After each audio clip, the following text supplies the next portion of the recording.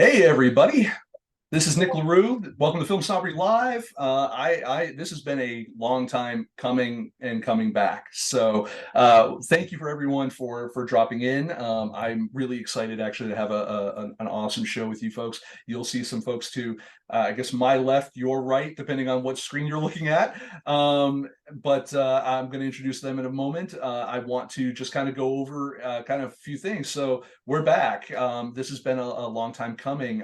We were supposed to come back earlier this year, but my office got completely demolished. So that problem kind of necessitated holding everything off for a little bit. Also, I got tapped to write a book, and when you do that, other interviews that are not necessarily done live tend to take priority. So I want to thank everyone for joining us. I hope everyone gets something cool out of this, and it's the first show coming back of hopefully many. So we're going to try to do this, I think, every Thursday now, if we can make a regular thing of it. That said, if you were not familiar with Film Snobbery, I hope you are. We're streaming live to Twitch right now, so we might get some people who are not familiar with us. We're an independent film critic review website. Not reviewing critics, reviewing independent films. And we occasionally interview folks like the folks that are sitting next to me here on the screen. And we also cover film festivals, and we do other fun kind of news and commentary stuff. You can see a lot of my shenanigans over on Twitter, X, Twix, whatever we're calling it now. And so that's where the most of our shenanigans live. If you are not on there, you can also check us out over on filmsnobbery.com, which is our main website. You can see all our reviews and interviews and stuff there, all our archive stuff, and links to all the other, Meshuggah is all there too. You can go and find our links to Instagram and YouTube and all those other fun stuff. And also there's links to our Discord server. So let's get the party started with our two guests here. And I'm really excited because one of those like long-time follower, first time chatting kind of things. I want to say hello to our friends from Exit 44 Entertainment, Mr. Ty Leisher and Mr. Eric Brodeur. How you doing, guys? Hey, Good. Hey, Nick. Yeah, doing well. Awesome. All right. So let's go and start with Ty, and then we'll move on to Eric. Why don't you guys go ahead and introduce yourselves to the audience, maybe get an idea of like who you are, what you do. Sure. So I'll give you a 35,000-foot view of Exit 44, and then I'll dovetail into my personal background. So Exit 44, we're a development, production, finance, and sales company. We specialize in action and horror films. We do branch out from those into sci-fi, fantasy, and really anything that really catches our fancy, but our specialty is action and horror. We have financed or sold and produced 10 films to date. We have more coming down the pipe. And our first film as a company was 11th Hour Cleaning, which we co-produced, co-wrote, and I directed, which released last year from Screen Media. My personal background, I've been in film sales and acquisitions for the better part of a decade.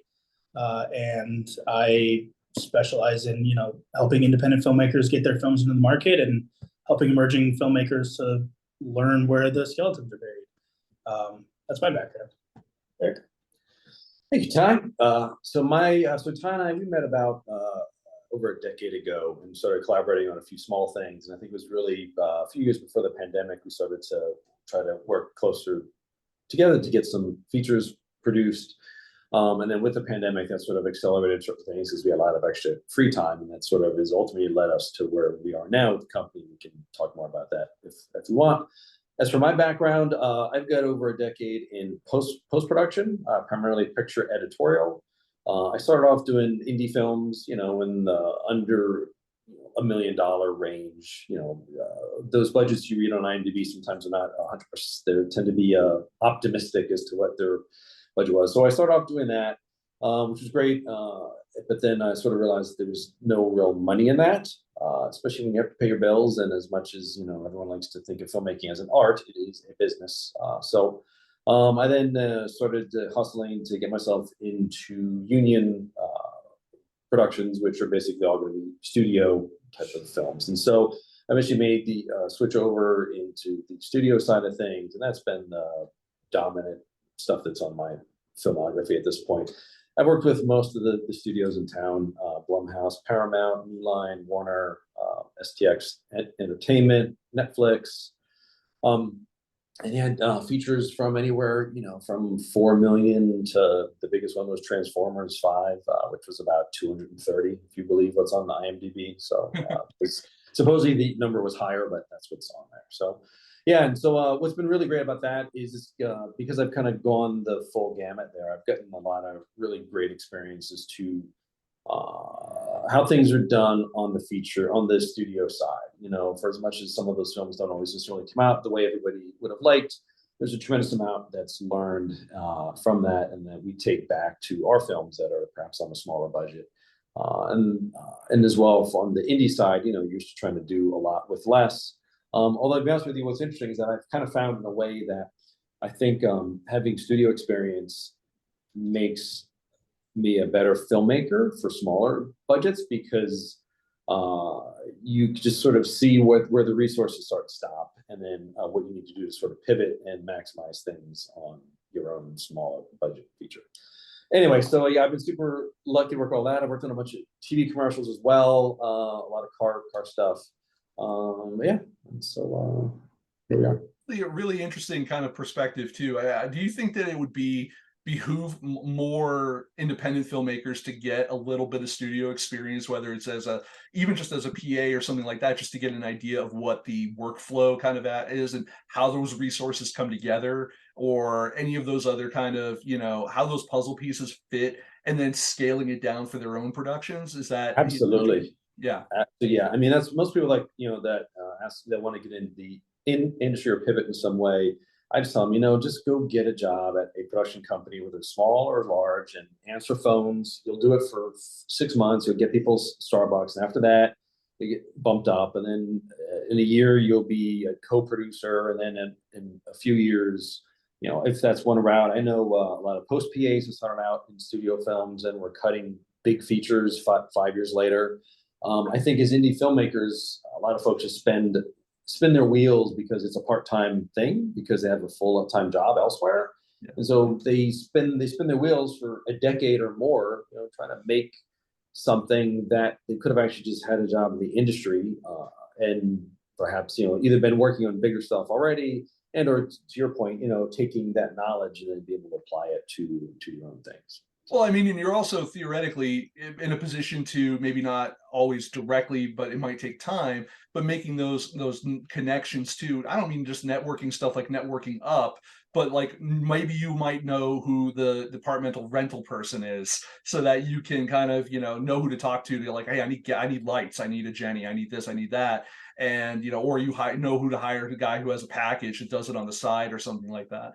So I think that there's definitely merit there. I worked at the studios myself, so I where that helps me professionally, what I do is I having an understanding of, the process. And also a lot of times, like and you guys see this on like Twitter or whatever all the time, right? Where studio goes and does something, and then there's like 1,000 hot takes about it, and that those hot takes tend to be misinformed from the intentions of what a lot of studios are actually thinking and how those processes actually come into being. I've sat in those meetings, so I do understand that, like, some of it is cost saving, some of it is forward thinking, some of it is not, some of it is just the guy made a decision on a day where he got the wrong salad, or something like that. Yeah.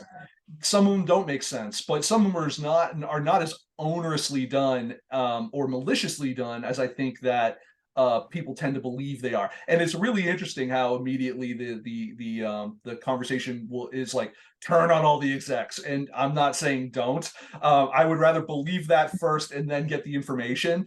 But I really do feel like there's an interesting kind of dynamic that is set there, that everyone above this level is an idiot and everyone below it is a genius, and it's just classic Monday morning quarterbacking at every level. But yeah, so between you, the two of you, I mean, I can kind of see where like the lines delineate a little bit between like sales and finance and stuff like that, and production, post-production, distribution, stuff like that. where do you think that where do you spend the most time butting heads in terms of like the responsibilities that you guys each have to Exit 44 Entertainment? Is it mostly, you know, trying to organize production, or is it more in the acquisition? Is it more on the sales side, the marketing side? Where do you folks tend to, you know, okay, we're going to sit down, we have to have the meeting about this because we're not seeing quite eye to eye or whatever? And how do you resolve those things? This is gonna sound like a cop-out question, but like we don't really argue that much over stuff. We are very similar minded. We're yin and yang on a lot of things in terms of like Eric comes from the studio background, I come from an independent background, but I'm kind of meet in the middle. So if there's ever a discussion or a disagreement on something where one of our expertise comes into play, we defer to the other person, but it's very rarely a argument. For the most part, it's just discussions. We probably spend most of our time discussing story, discussing scripts, discussing cast for upcoming films. Those are probably the three that we're talking about the most. When it comes to the financing, sales side, a lot of it is like we'll watch a film. Yeah, we liked it. Great. Let's start talking to them about whether we want to sell it or not and what we can do to help them get it out into the market. But we usually go with our gut, and our guts are usually pretty aligned. That's good. Unless you want to tell them otherwise. No, Therapy. No, that's true. I mean, yeah, It would be fantastic, by the way, if he came right now and went, I don't know what you're talking about. We were arguing right before this show. Like, yeah. because I have friends that would throw me under the bus like that. My wife would throw me under the bus like that. But no, that's great. I mean, it also it goes to show that, like, you know, as long as you're setting expectations, there's an alignment that happens kind of naturally. And there's a reason why you guys decided to work together in the first place, because you both share ostensibly a common vision for what you're trying to accomplish. And what you guys are doing is a little bit different than what a lot of other production companies are doing as well. Like, one of the things that I really am admiring about what you're kind of the ethos of what you're doing is it's not just about creating a production company, go like, it's our productions, like we need to execute our vision. It seems to be more about, you know, getting other people's vision also, you know, made and executed and stuff like that. And I know that you, Ty, had one big goal this for 2024, and that was you wanted to get 50 filmmakers. You wanted to help 50 filmmakers sell their film, and that was kind of your big thing. What led up to that, and also why, and all of the things that go along with that. Yeah, I mean, the goal, the reason why we chose that number is one, it's a nice round number, but it's also very lofty, right? It's like 3 to 4 films a month on average. And our ethos and our mantra has always been that the more films that get made and get a chance to find their audience, the better. And so us finding filmmakers that have finished films or have films that are in post-production that they need a little bit of help to get to the finish line and get sold and get released is always something that's driven us as a company. And we want to help emerging filmmakers because we were all emerging at one point. We were all first-time filmmakers at one point. And understanding the business and the distribution side of it and the important deal points can be the difference between finding success in your first film and getting a second at bat, or having your first film be the only film that you ever make. And for me, seeing a filmmaker make one film and never get another shot at it because it didn't perform well, it breaks my heart. And so we want to help those filmmakers to figure out the path forward for them to find success with their film, to get it in the marketplace, and, you know, help them make the next one. We're big fans of like the Roger Cormans and, you know, the Jason Blums and stuff, who are making a lot of films and they're releasing a lot, and they have a very like do-it-yourself mantra. Lloyd Kaufman is another kind of big inspiration, and we really love those guys. We love what they do, and we want to emulate them. No, absolutely. And Yeah, Eric. There's- Yeah. I think one of the interesting challenges with I've spent some time up on that. There's that Facebook group of the predatory distribution deals or whatever, right? And just you read about people's experience with trying to get distribution for the films, and sort of looking at that those types of groups, and then just sort of different people that we've met along the way. There's this the industry is sort of sorted into everybody who says I just got to do it myself, the DIY, but because they had one bad experience, or they just don't want to really take the time to know it, or they go to the wrong people, for advice. And then after that, there's nobody in between. I think the industry too, depending what you do in it, is filled with snake oil salesmen. There's sales agents that draw up these crazy deals. There's writing consultants that have never produced a film, but yet they're charging you hundreds of dollars for notes. There's just, the industry is filled with that. And as an indie filmmaker, a lot of times people are like, oh, this person looks like they were a great resource for this thing. And for some reason, the research doesn't seem to doesn't go beyond their webpage. They don't go to IMDb. They don't do any further diligence. And so what we've tried to do is, just because at the moment with where we are, we can. It's like, if a good film comes across our desk, it can be like, hey, let's see what we can do to help these guys. Because a lot of people, they're gonna just go find some sales agent. They don't know how any of this stuff works, and they get really angry and bitter that they got screwed. But they also didn't consult a lawyer. They didn't maybe do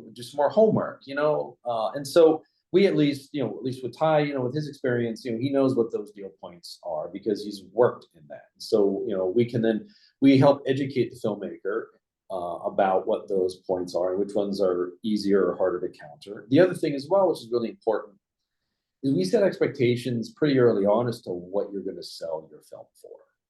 And I don't know why, but for some reason, I think most people still think they're going to make $1 million they're going to sell their $500,000 movie for $1 million and pay their rent for the next. That's because they read Rebel Without a Crew 10 or 15 or 20 years ago, and that's what they said, and they've yet to update their database mentally as to what that is. Right. I was interviewing Kevin Smith recently for my book, and even he said like that shit doesn't exist anymore. He goes, and honestly, he goes, 1 year on either side of that year of Sundance, he goes, and there would be no Kevin Smith to speak of, because he goes, we hit it at a very specific time where independent film was having a moment. And I think to some degree, like we've seen those moments crop up. It's usually on an almost like decade basis. I mean, the early 90s was kind of a big hotbed for it. And then we saw it again into the 2000s, like late 1999, early 2000s, with stuff like Paranormal Activity and stuff like that. Then we saw it again, in actually to some degree, I'd say that we're seeing it now with, not that horror hasn't always been doing well. We all, I think at this point, can admit that horror always does, that's the thing. But I think horror is having a moment specifically because it has had such a string of box office successes based on lower budgeted, lower risk kind of properties.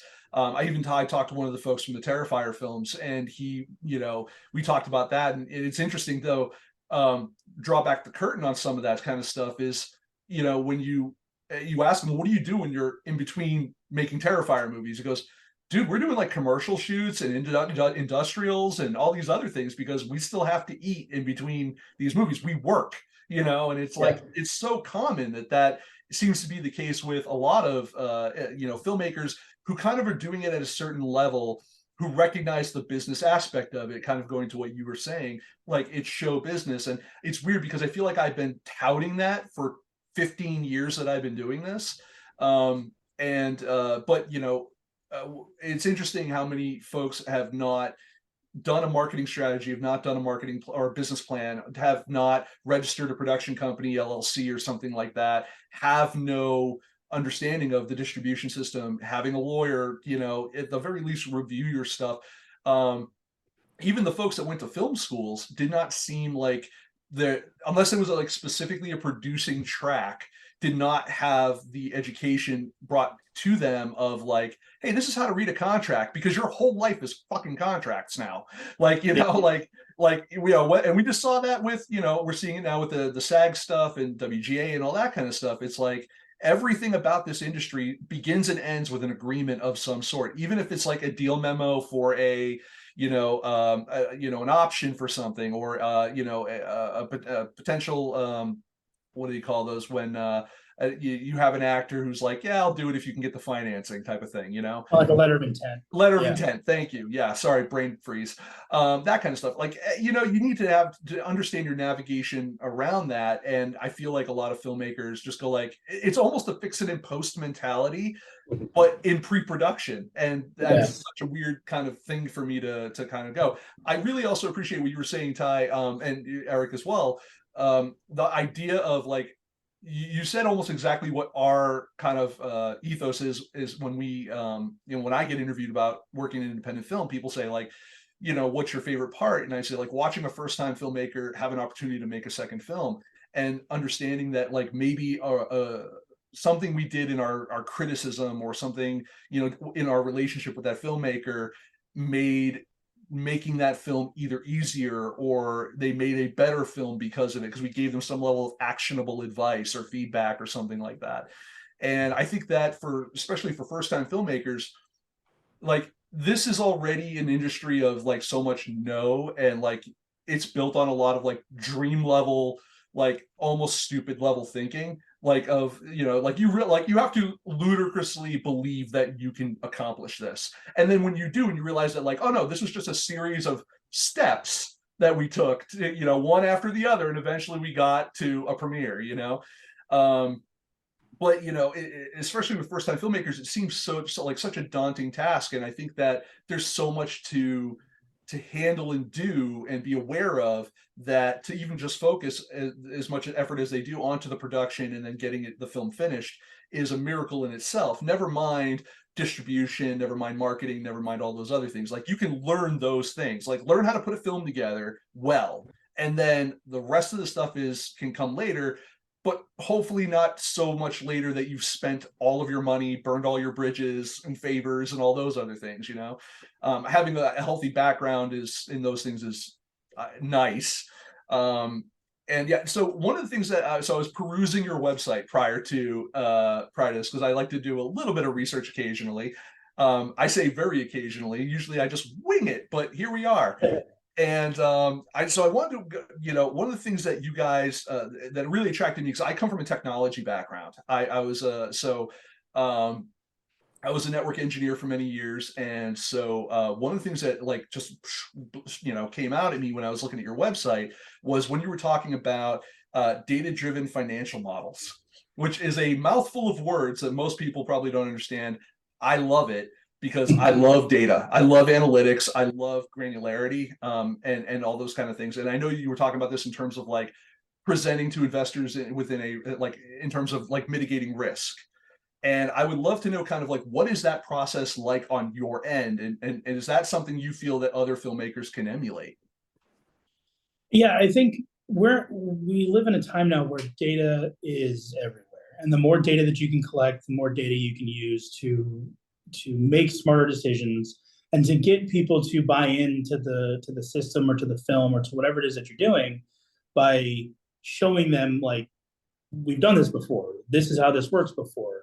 And every film is different, every film comes with inherent risks. But what we're seeing now in the industry at large is that a lot of films are getting financed off of debt, from pre-sales to distributors to streamers to, you know, foreign distributors, and a lot of that comes from the data that they have. So Netflix has their own internal data. They used to make their decisions.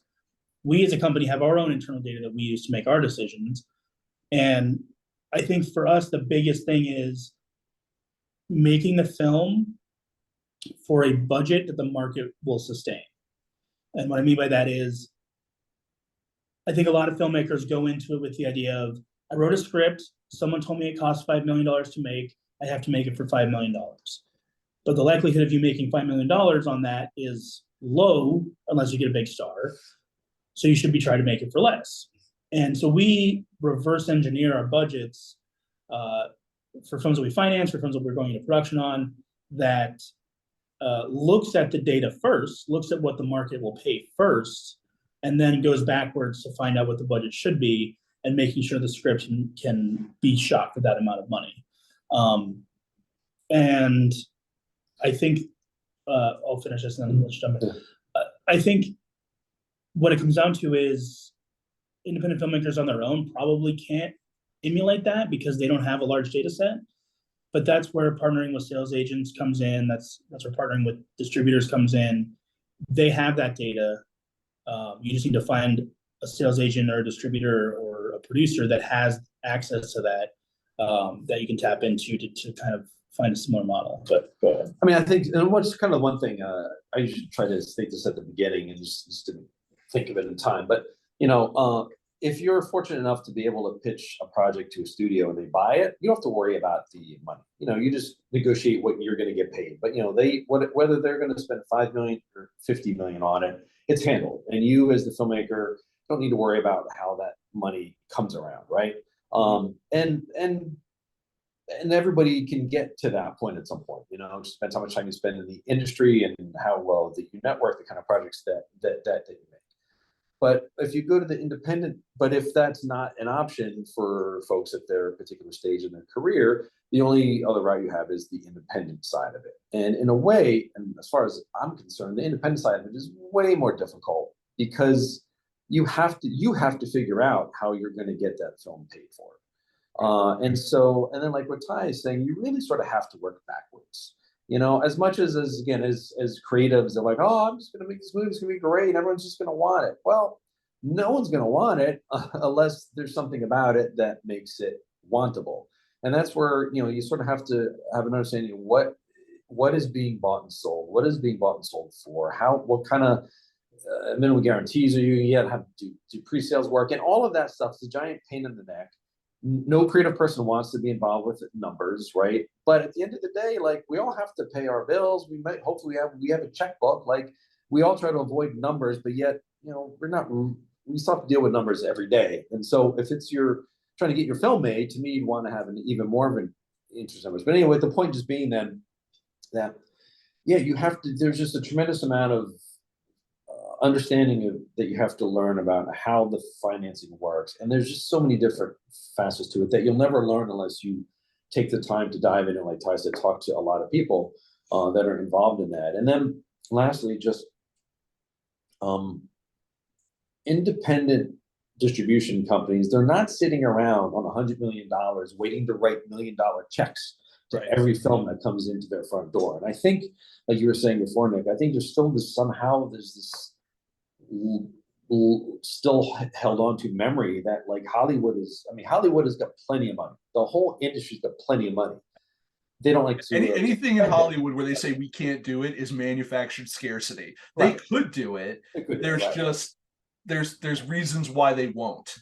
But for sure, at the indie film level, if those guys, they know that with a film that had Bruce Willis in it, they knew that they could sell that movie for $10 million. They could make $10 million in sales. Okay. So then therefore, if you come to somebody with a movie with no name, with actors who no one has heard of, and certain actors you might have heard of, but they're so overused at the indie level, they're not worth anything. So if you come to somebody with no name actors, with a mediocre story, with mediocre production value, you're not going to get $1 million for it, and it's just, there's a reason why you see the faces on posters that you do, and nobody has to like it, nobody has to agree that that's the way it should be, but that is the way it is, or at least is currently. So, go ahead. I was going to add, when you're making a film and you're trying to figure out what the budget should be, if you know that you can only sell it for $250,000. And you get a tax incentive, and that gets you up to $400,000.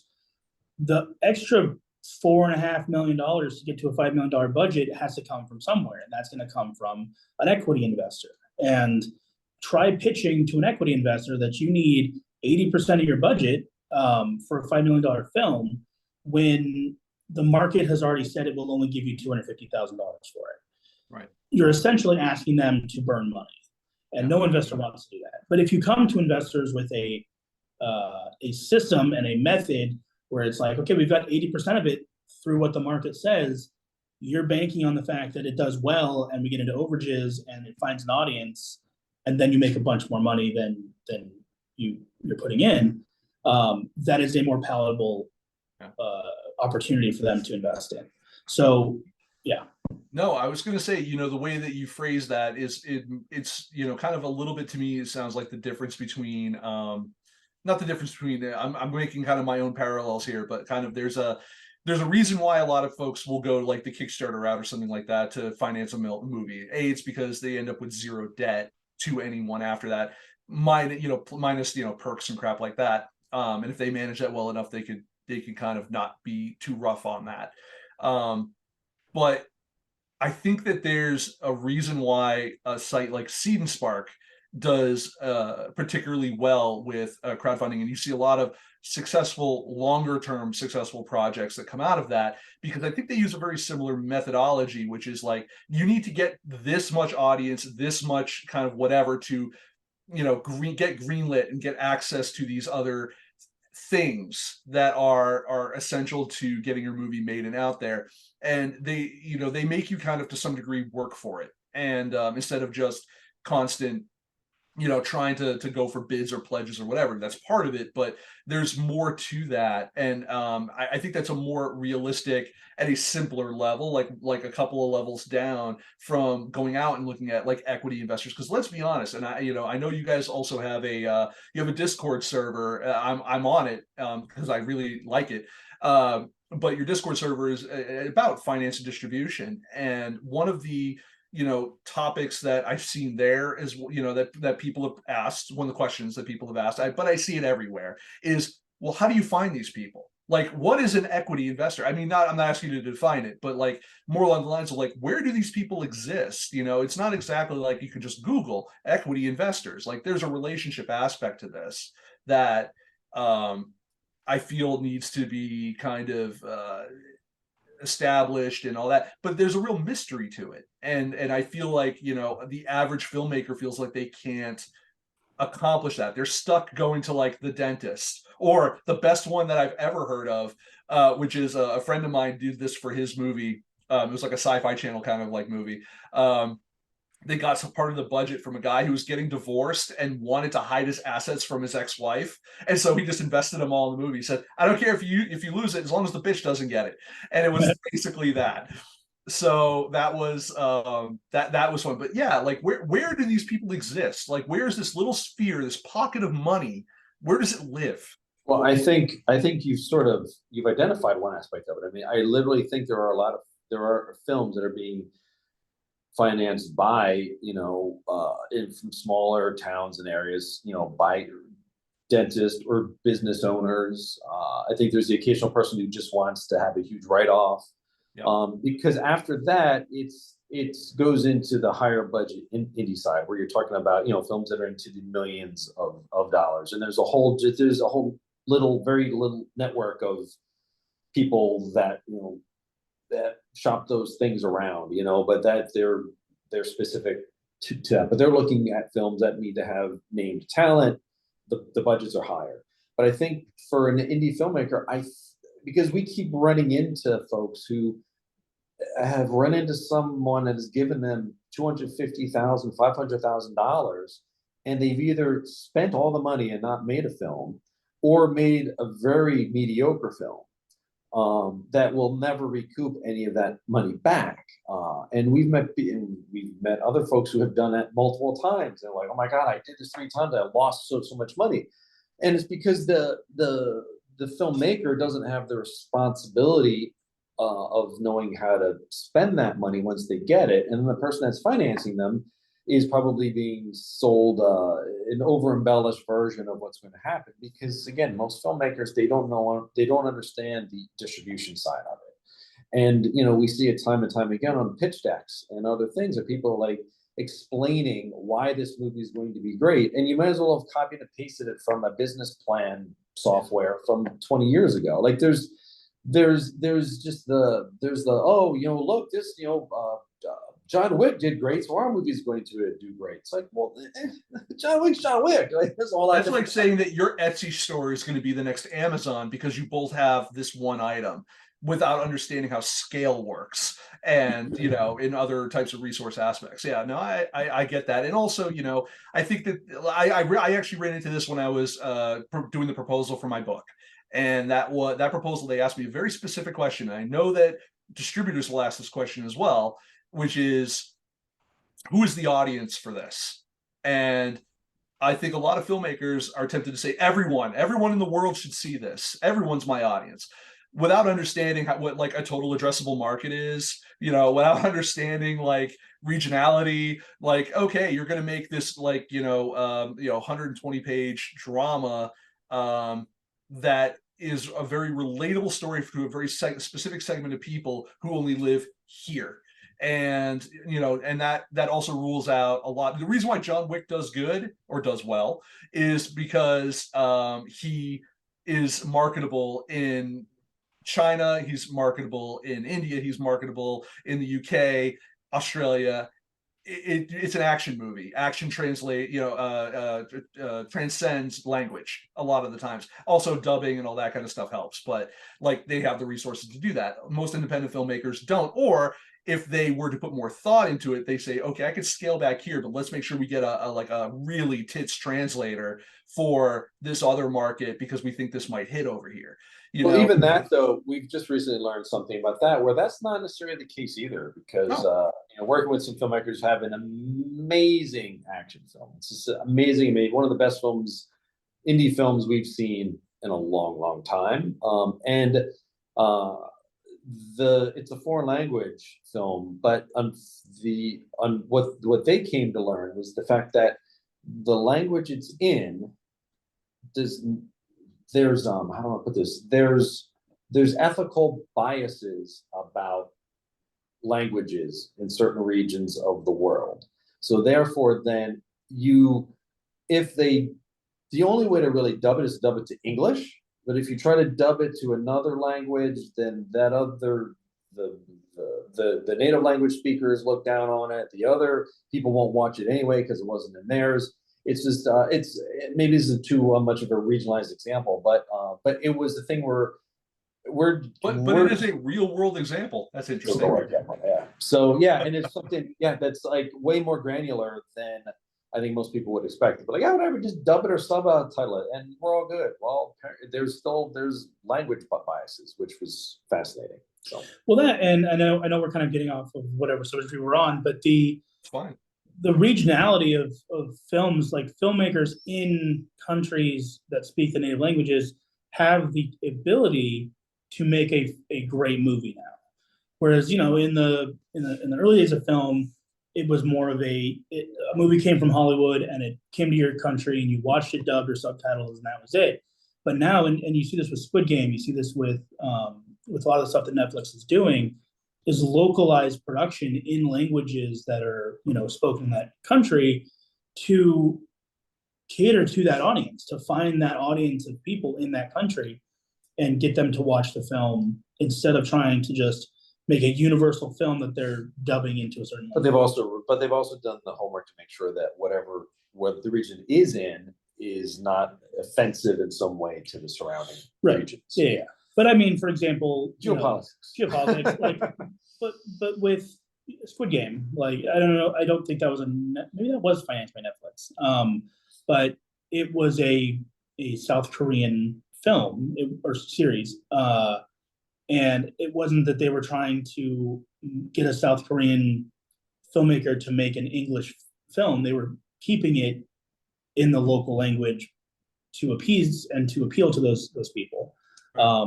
And I think on a global scale, that's great. Audiences around the world get to see what they, you know, the films that they want to see in their native language. But on a more micro scale as to independent films in the US, I think it's going to drive down international dollars coming in because those dollars are being spent locally. So I think we're on and this is totally off topic at this point, but I think we're on a downtrend of budgets that have already gotten lower and lower, but I think are going to have to get even lower than they currently are because the market just isn't enough to sustain them being that high, because you don't have as many worldwide dollars as you used to have. You don't have as big a star value as you used to have. You know, before it was Will Smith was in your movie, you were going to make $150 million. Yeah. That really doesn't exist anymore. And it's why everything is shifting into IP, because IP is the new movie star. So anyway, I don't know how we got here. No, that all of that is awesome and relevant. It's you know, the idea that a filmmaker can arm themselves with that amount of information is not something that I think every filmmaker thinks about. I think that when we talk about the average filmmakers that we see on Twitter, we see on, at a film festival, like any regional film festival or something like that, right? Most of these movies are made from probably budgets between $50,000 to $100,000 or less, right? And that's if maybe they got one name in it, on the first or second time filmmaker track on this kind of stuff. Maybe they got, maybe it's a student film, maybe it's a this or that. These are realities that in that circuit world, they're not confronted with. I've been deep diving recently into a lot of distribution stuff because the strikes really opened up my eyes in particular to some of some of the distribution problems that were coming up, because it just became a topic of conversation. Obviously, compensation being the icing on the cake of all of that, right? So I ended up watching this one video. You folks may have seen it as well. By, and I'm going to butcher her name, and I apologize, I just haven't heard it out loud. Karen Chien. She was addressing the Color Congress, and she is a film distributor who she takes movies from places like that have been like banned in China and tries to get them out of China and then distribute them worldwide, or to at least to segmented audiences who might want to see those movies, so that those filmmakers can get their stories told. Great stuff, right? Like on the surface level, all that sounds great. I'm behind that 100%. Now, on the next level of that conversation was her saying that there used to be a time where there were distributors, and now all of them have turned into production companies. And so you don't have distributors anymore. You used to have aggregators. You don't even really have those anymore for the most part. So you either play ball with Netflix or Hulu or one of the streamers, or, you get maybe a production deal where they, do something or adapt or whatever the situation is, or you go with one of the more snake oily salesman type of like lower level ones, or you do it yourself. Those are really kind of your main sets of options. There might be one or two I'm missing, but that was kind of the point she was making. And in all of that time, again, during the strike specifically, I felt like there was an opportunity there. And I don't know how you guys felt about the whole thing, because your guys are a little closer to it than I am just regionally. You are working in this every day. I work on this from a different side. I'm not necessarily production side. I'm making a couple movies next year, but that's separate from the fact that my day-to-day is by the time I see a movie and I'm reviewing it, I can't really do anything more to help it other than hopefully enjoy it enough to give it a good review. And that's frustrating for me. So, when I start looking at the distribution stuff and all this, I kind of tend to look at it, these opportunities in moments. Because, well, like we said, like indie film kind of has a moment every 10 years or so. And I feel like we're right around that time again. And that time is like, we could have gone and recreated to some degree a more modern version of a United Artists, or something that would have gone well. The point she had made was that what that would require is for a couple of people to lay on the grenade, so to speak. And it's like, you're not really going to be creators anymore. You are the people that are laying groundwork for the foundation for this new kind of method of distribution and getting things out there. And it's funny because so I love what she had to say. It's very inspiring and all that. Also, it provides a solution. I'm a big fan of collective bargaining from the perspective of, so many filmmakers are like, I do it myself. I put every penny on the screen. I do this. I know I'm kind of talking all, it's your interview, but I'm going to talk for like 2 minutes. I'll do it. That's fun. So, everyone's like, I put every penny on the screen, blah, blah, blah. And then we talk about like, yeah, well, what about the marketing? What about this or that? What about distribution? What about all these different things? But what is my point? My point is that um, you folks are kind of doing a little bit of that now. Like you're still maintaining a level of creative freedom while still giving people laying down on the grenade, so to speak, and giving people opportunities. And partially that's because you folks have the education of how the stuff actually works to make that happen. And I get it. Like some dude making a $10,000 independent film in Ohio is not going to understand how the studio system works well enough to go to AFM for the first time, even get the money to go to AFM for the first time and know how to take advantage of that opportunity to its fullest without doing an immense amount of research or running into people like yourself, right, who've been there before and maybe, asking, hey, can I bend your ear for like an hour or something like that. So it's one of the things that is really intriguing because I feel like you guys are a little bit ahead of the curve on some of that kind of stuff when it comes to, the way that you assess the risk for some of these things, the way that you are looking at projects to either assist with, to pitch, to are you doing a lot of like, are you doing shopping deals and stuff on these things too? Uh, well, in some cases, but sort of to kind of rewind for a sec. Yeah, sorry, I know I was a little all over the place there. No, it's fine. Yeah, no. So I mean, the one thing, just real quick, and then I want to go back a tiny bit further, is that I think ultimately in this day and age, you have to reverse engineer and understand how it works. Period. Just because there's less money out there. I mean, there's money out there, but it's not the 1970s anymore, where it was just big old checks no matter what it was. Right? There's too many people making too much content, and in a way, it's just been it's a commodity at certain points, right? So Right. I think so that's why you have to do all this homework on the distribution side as a filmmaker today. But you made the comment about people are looking at how is there some way to have a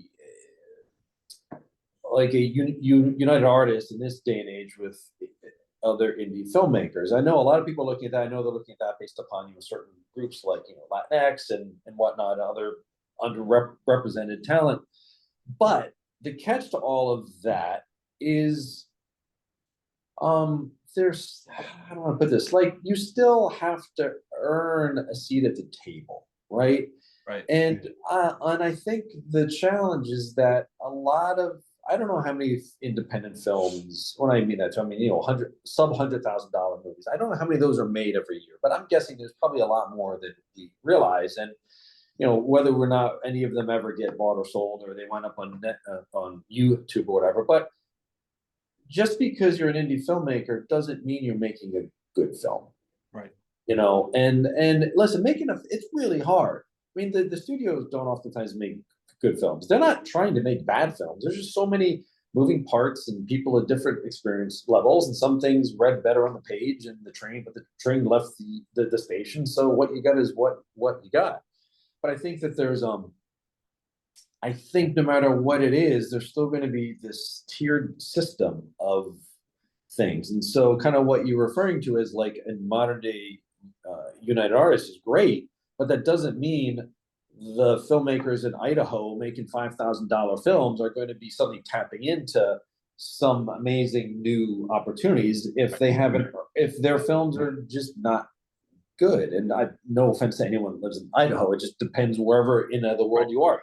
Plenty of people that live in LA don't make very good films, and it's fine. Like it's not criticizing. It's just no. It's just if you think about it at the level of how many films get made, not all of them can be good, right? Like it's just not every car that gets manufactured comes off the assembly line and doesn't need a recall. You know what I mean? Like, it doesn't matter how professionally something is done, mistakes happen. You can make an episode of Game of Thrones and have a coffee cup in it. You know what I'm saying? Like there's, like not, I get it. Like, it's just a matter of scale and visibility at that point. But, I think that to that point, like you're absolutely right. Like just because you create an independent film union or a United Artist or whatever, doesn't mean everyone immediately gets that seat at the table, access to those resources, all that.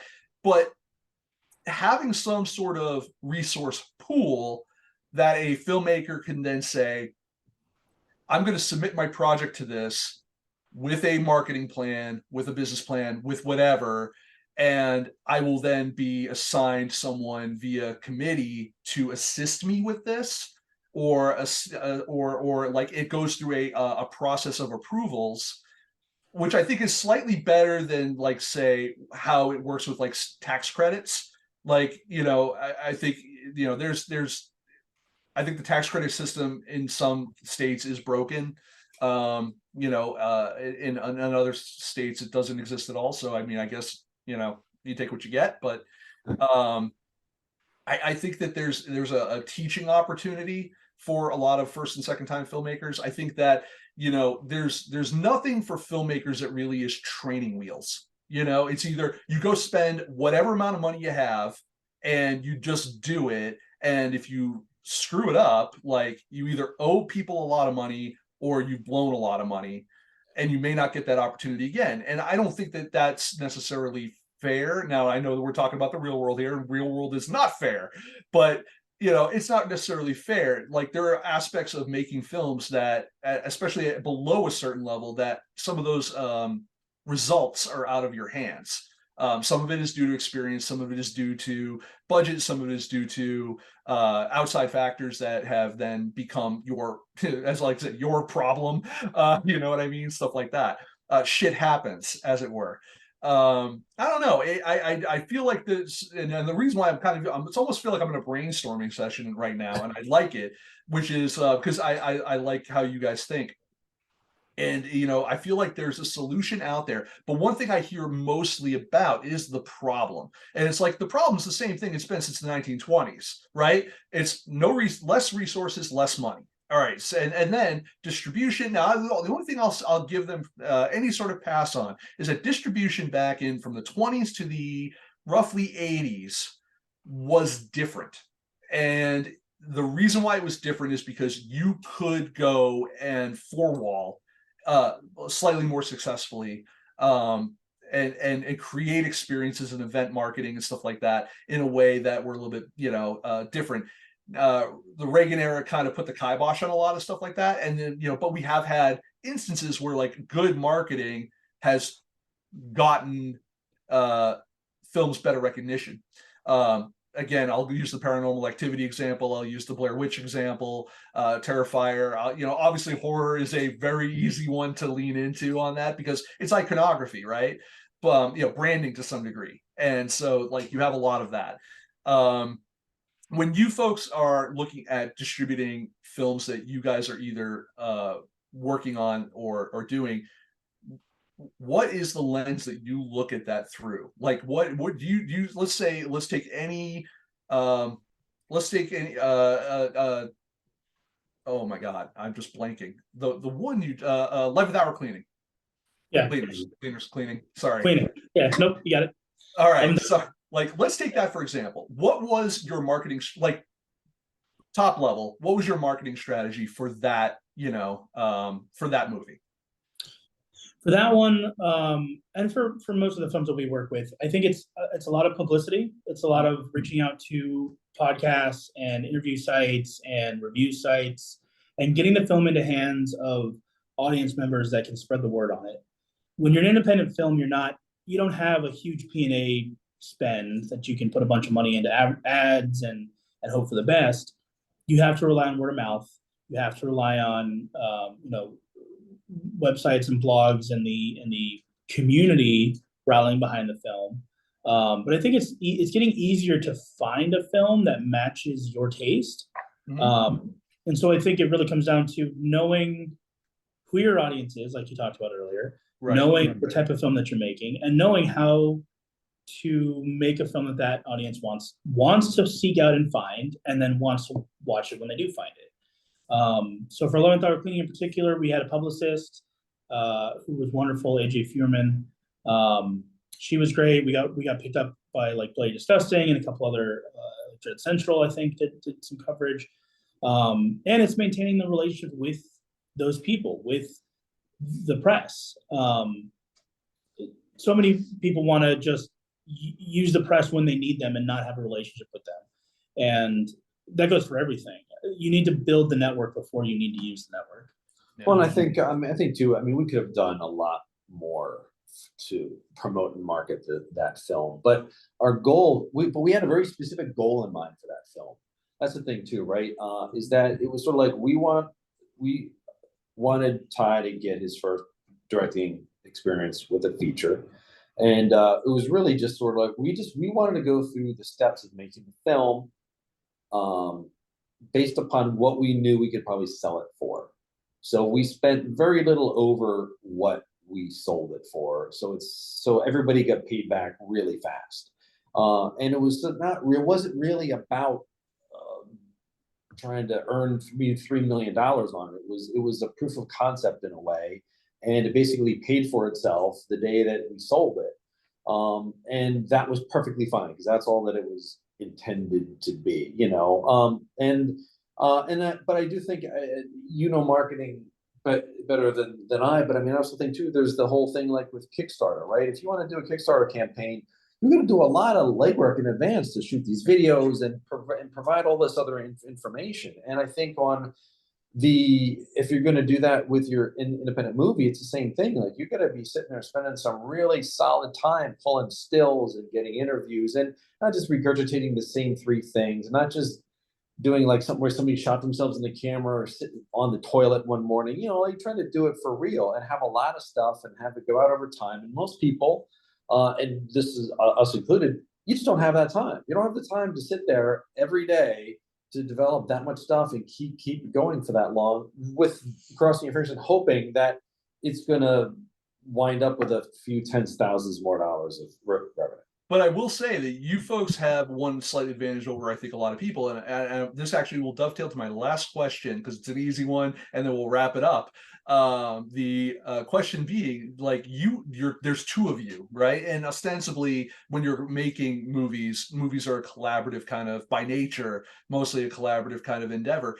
But you folks kind of work together on a more like long-term, like plan basis. You know what I mean? Is that something you recommend for? I mean, there's always conversations about like, filmmakers and their producers, right? Like they tend to work hand in hand, or even a lot of times also you're used to hear like as the director and their editor or something like that. In your case, also, yeah, post supervisor, post editor, producer, all that kind of stuff. I think that's I think that's very helpful because you're getting alternative views, you're getting alignment of goals, all that kind of stuff. And actually that's also another good point of what you were saying is like the idea of setting goals and setting expectations for a particular project, I think is important. I mean, it's not necessarily about always I got to go make $1 million on this. I think sometimes it's just like, okay, I need to get this credit because this gets me to the next thing, and then that gets me incrementally to where I want to be. And that also, I think, also keeps you from being disappointed in that. Do you guys feel that having a producing partner or someone that you're working with on these long-term goals and stuff like that is absolutely vital or important to kind of how the success you guys have had? Sure. I think having a partner. It's real awkward if either of you say no right now, by the way. I could tell I've been actively trying to get out of it. Yeah. No, I think it's important to have sounding boards, to have partners, and that's why you see editors and directors working together over and over again. That's why you see directors and producers working together over and over again, because you develop a shorthand and you develop a working relationship that lets you be collaborative and works to your strengths and works against your weaknesses. And so you end up being very balanced. I also think that it is important to have those goals in mind and to have the long-term career in mind, because your first film doesn't have to be a home run. It just has to be a single, because careers are made off singles. And if every once in a while you get a double, great. You get a triple, cool. You get that one home run in 5 years, 10 years, great. But you could have a whole career just hitting singles over and over again and just getting a movie that makes its money back, makes the investors a little bit of money, and you roll it in the next one. I think a lot of filmmakers make a film thinking this is the only one, and this is going to launch me on my career, and CAA is going to tap on my door, and then I'm going to direct something for Sony. This is not how it works. It could happen. It could. And it happens to a few people, and it's a relatively short list. But I think most people need to you need to presume you're not going to be that guy. Yeah. Or girl, whatever, you aren't going to be that person. If you That are, person. awesome, but don't presume you are. Yeah. It's like you're making your retirement plan, buying lottery tickets. Yeah, there's going to be a lottery winner. Is it going to be you? Probably not. So don't bank on buying your house with lottery winnings. You have to put in the work. You have to have a longevity of a career. Because if you're so focused on the first on this movie and you're not thinking long term, it's very easy to make missteps that aren't going to get you where you want to go. And then I'll turn. Yeah, I think I don't know. For me, okay, so a little bit more about me. My first career was in IT. I worked for a lot of On a fellow nerd. a lot of Fortune 5 companies on their server deployments and building out large scale networks and LANs. And this, because of being a computer person, you just know about how to code and using all these technology and gadgets, right? And so then, when I was when I had my run of that between corporate work and startups and consulting, I really wanted to I always wanted to get into film when I was a kid. So there came a point where I said, all right, if I'm going to do it, it's now or never. I packed up my stuff, moved from Pennsylvania to LA, didn't know anybody, and then just started, you just kind of got to do what all the networking job search folks tell you to do. Just go start meeting people, right? And first of all, figure out what it is you want to actually do, and start meeting with those people and start doing whatever you can do to get in and doing any of that work. And it took me a little bit longer for other reasons of not having some of that figured out. But when I finally did, things moved a heck of a lot faster. But sort of looking back on it and the other people who we know, I think the biggest I'll say mistake, it's not a mistake, but you need to network and collaborate with people who are more experienced than you are. Yeah. I tell my wife all the time as well. And I'm sure I could probably stand to use a dose of my own medicine, but I'm probably going to say this in a way that's going to sound worse than what it is, but I tell her, tend to network up, not over. And I don't mean that in terms of like status per se, but experience level, people who understand the inner workings of these various things that you're trying to be in, because having that information is absolute clutch when you're trying to, advance your own career.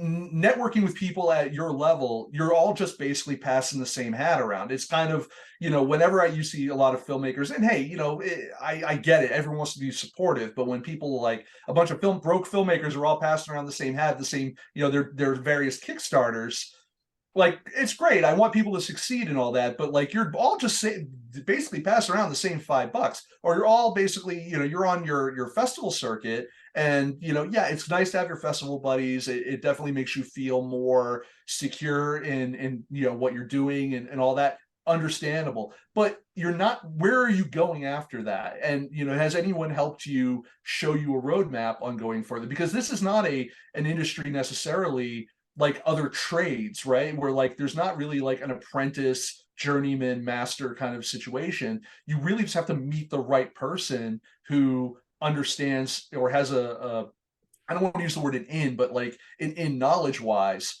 to something that you may not have been aware of or thought of.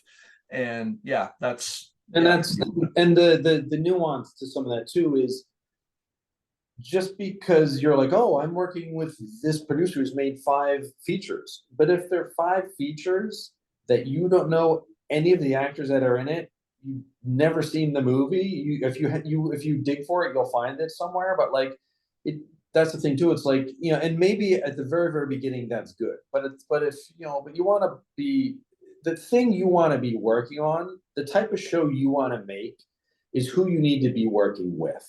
Right. And so there's no point in working with a producer who's made 25 short films that no one has ever seen. You want to go find somebody who, and maybe their first 5 were that way, but then the next few now suddenly were, on a streaming platform, not just because you can get on any streaming platform, but like, what I'm saying? Like, there's got to be some legitimacy to each one of those, such that you realize that person, that producer or that director or whomever it is actually going up and up and up, not just continuing to sort of come out with the same sort of stuff every year, the same, $30,000 film every year, not making any money. That's not that's not who you should be working with either. And I think it's an artistic progression as well. It's not just a networking thing. It's you as an artist need to be making something that improves upon the last thing that you made and increases what you are as an artist. And just continuing to make the same thing over and over again, or the same type of thing, isn't going to get you to the next level. It's just going to keep you at the status quo. And if some people are okay being there and that's where they want to be, and that's fine. But if you have the aspirations to go higher, you have to be improving on each one previously. There's two things that I wanted to share. I know we're a bit over time, but we always talk about, we equate it to like baseball leagues. There's the minor leagues, there's AA, AAA, there's the majors. Knowing where you are in those hypothetical, sports leagues of filmmaking allows you to know who's above you, who's below you, who you should be helping to get to the next level, and who you should be looking to help you get to the next level. Having that self-awareness of where you are, I think, is really important. And the last thing I'll say, and then if there's any closing thoughts, but I think Jordan Peele said something like this, and I'm paraphrasing. We're all trying to climb out of the same hole. And once someone climbs out, it's their responsibility to look back and put a hand down to pull the next person up. And so you need to be looking backwards to see who you can help pull up, and you need to be looking up to see who's extending that hand down to help you. Yeah, I agree with that entirely. And I'm going to go ahead and I'm going to throw to you guys if you want to put out any type of socials or websites or anything like that you want to pimp, just to, for anyone who's going to watch, where can people find you? First, I'm terrible at my social. I'm on social, but I don't spend enough time on it. Every time we do one of these, I'm like, I better go back up and catch up on my stuff. So I'm not going to bother. You can follow Ty, and then you'll find me. Yeah. For me, you can find me on Twitter or X. It's at Ty Leisher, TYLEISHER. I'm most active on Twitter. I'm a little on Instagram. But if you want to check out our filmography or keep up with us professionally, you can check out exit44ent.com. There's a contact form on there as well if you want to reach out and introduce yourself. We got that goal of 50 filmmakers to help in 2024. So if you're one of them, reach out and let's chat. Yeah. How many do you already have like a number already, like that you've hit, or that you're go into 2024? Or we have 4 that will likely be closing in 2024. That's awesome. Start us off. So that's great. Look, first month, even if it was one, that's one more than a lot of other people are helping. So I'm happy with that. No, I appreciate that. I want to just give a shout out to a couple of things on my side. So we have a new podcast that we're actually going to be hosting over on FilmSnobbery. Ty is familiar with it. We are hosting Bolded Slugs. That is about screenwriting, and so we're going to be talking. We're going to have that over on FilmSnobbery shortly. I believe we're going to have that in December, I think, is dropping. So that's going to be fun. Obviously, you can check us out over on filmsnobbery.com. We're there all day, every day. We're open 24 hours, so to speak. Unlike most things in LA now. And what else? Oh, you can find us over on Twitter, X, Twix, whatever, at FilmSnobbery. We're also active on Instagram, where we're film_snobbery. Someone snagged the other one. And we're also hopefully we're going to be back again around the same time next Thursday, where our guest will be Brad Johnson, who is the gentleman who runs the Gray List. He's also a screenwriter and a filmmaker himself. That'll be a really fun conversation. He and I were in a writing group together before, so he and I already kind of know each other, so that'll be really good. We have heard each other's horrible accents reading each other's work, so that's always fun. So I hope everyone joins us again next week, and until then, that is all. Thanks for stopping by, and we'll see you next week. Nick, thanks for having us.